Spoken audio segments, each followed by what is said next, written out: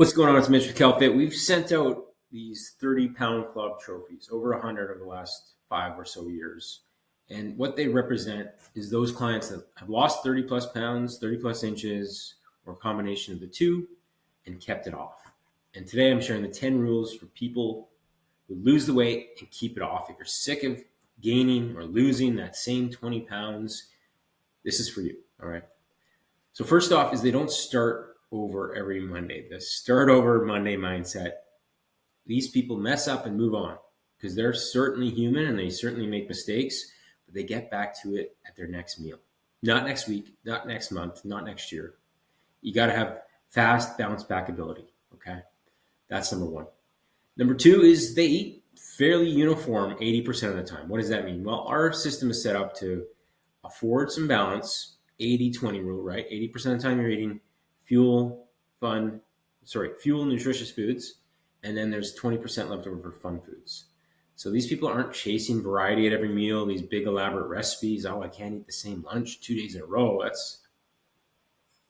You got it, honestly. Same easy breakfast options, have one or two go-tos. Simplicity wins at the end, especially in fat loss where you have less room for error. Certainly if you get to your goal weight and you're just trying to maintain, there is more flexibility. Your weekends can look a little bit different. But until that point, practice the 80-20 rule. Diet uniform. Keep it simple, stupid. Okay. If you want to start with some recipes in the description below, hit the link for that Metabolism Jumpstart. And that's going to give you, obviously, your nutrition targets, but some sample meal plans as well. All right. They walk more than work out. They hit 8,000 to 10,000 steps a day. A lot of people undervalue that daily movement and they overvalue that Orange Theory fitness circuit they do 2 to 3 times a week. Walking is the foundation of their movement. And then number 4 is they lift weights consistently. So people have skewed this into thinking you use exercise to burn calories and sweat your bag off, when in fact, that's not very effective, especially as your body adapts to it. You're not burning a ton of calories in a workout, even if it's 30 to 60 minutes long. So strength train, meaning preserve muscle and bone, get stronger, more toned, walk in conjunction, obviously, with your diet to burn off the fat. Okay.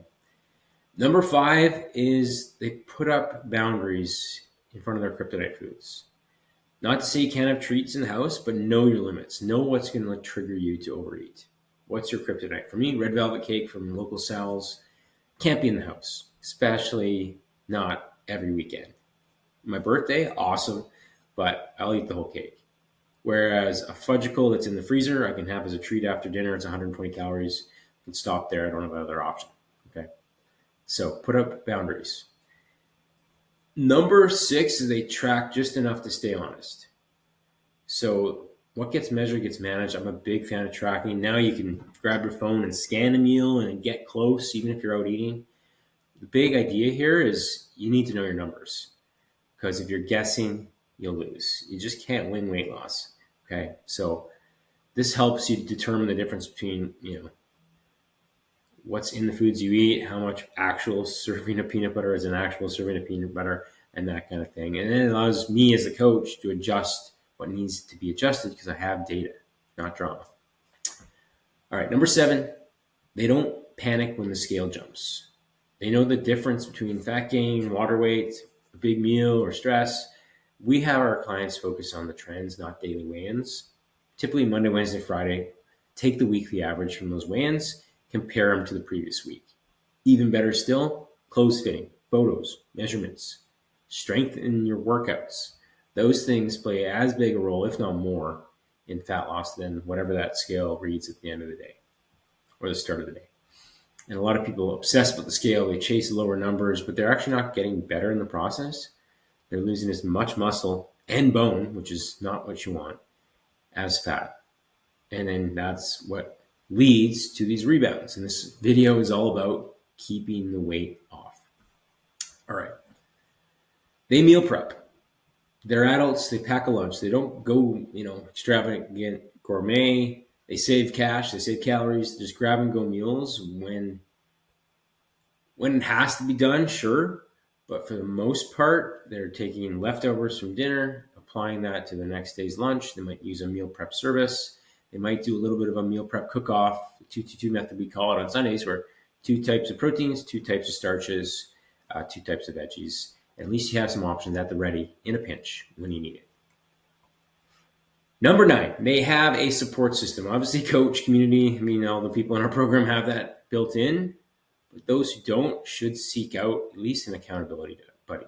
It's hard to do it alone. And what's been shown in the research, the Hawthorne effect, when you know you're being observed, you make better choices and you apply yourself more, and there you go, you get better results. The lone wolf rarely wins at this stuff. Lastly, they focus on who they're becoming. This is a bit woo-woo, but they aren't chasing a number just for the sake of it. They're stepping into a new identity, that fit parent, fit version of themselves who sets a good example. And the only way to really achieve results that last is to become that person in the here and now. And what would the future version of you do today to get the ultimate outcome you have in your mind's eye? Okay. They probably wouldn't crack a beer at the end of the day every day. Probably wouldn't sleep in, hit snooze. They'd get a little workout in early in the morning, and their weekends would look very similar to their weekdays in terms of their habits, routines, and choices. All right. So hopefully this helps. To review, they don't start over every Monday. They eat boring-ish meals 80% of the time, leave 20% for fun. They walk more than work out, and they lift weights when they do work out.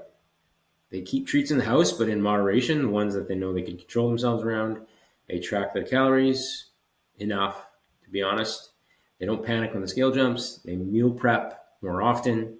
They have a support system, and they focus on who they're becoming, because identity is ultimately what leads to the outcome you're after.